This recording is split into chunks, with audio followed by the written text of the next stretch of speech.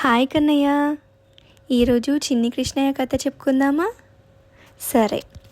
మధుర అనే ఊరిలో అందరూ వర్షాల కోసం ఇంద్రుడికి పూజ చేస్తారు. ప్రతి సంవత్సరం చేస్తారు. అసలు వర్షం ఎందుకు పడాలి కన్నయ్య తెలుసా? వర్షం పడితేనే కదా మనకు వాటర్ ఇంకా తినడానికి ఫుడ్ వస్తుంది. అందుకే ఆ ఊరిలో కూడా ప్రతి సంవత్సరం ఇంద్రుడికి పూజ చేస్తారు, వర్షాలు మంచిగా పడాలి అని. ఒకరోజు కూడా అలానే అన్నీ రెడీ చేసుకుంటూ ఉంటారు పూజ కోసం.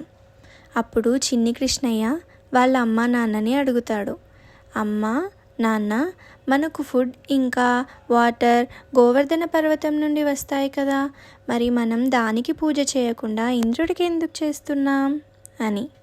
అప్పుడు వాళ్ళ అమ్మ యశోదామాత చెప్తుంది, అవును కృష్ణయ్య, గోవర్ధన పర్వతం నుండే వస్తున్నాయి, కానీ మనం ఇంద్రుడికి పూజ చేయడం వల్లనే వస్తున్నాయి కదా, అందుకే ఇంద్రుడికి చేయాలి.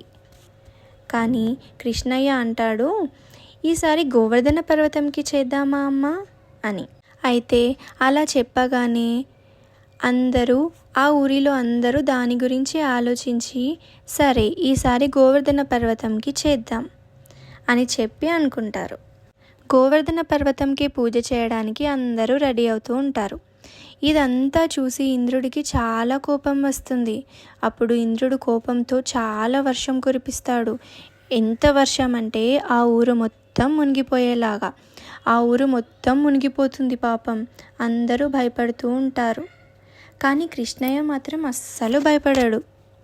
కృష్ణయ్య తన ఫ్లూట్ తీసుకొని గోవర్ధన పర్వతం దగ్గరికి వెళ్తాడు.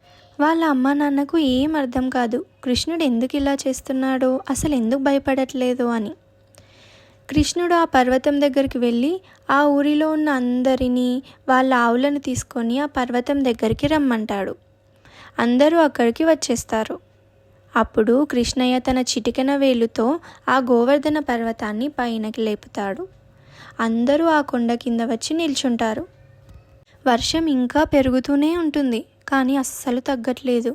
కృష్ణయ్య మాత్రం చాలా కూల్గా ఒక చేతితో కొండను పట్టుకొని ఇంకో చేతితో ఫ్లూట్ వాయిస్తూ హ్యాపీగా నిల్చుంటాడు. అప్పుడు ఇంద్రుడికి ఇంకా కోపం వస్తుంది. బ్రహ్మదేవుడి దగ్గరికి వెళ్తాడు ఇంద్రుడు. వెళ్ళి, కృష్ణయ్య ఎవరు?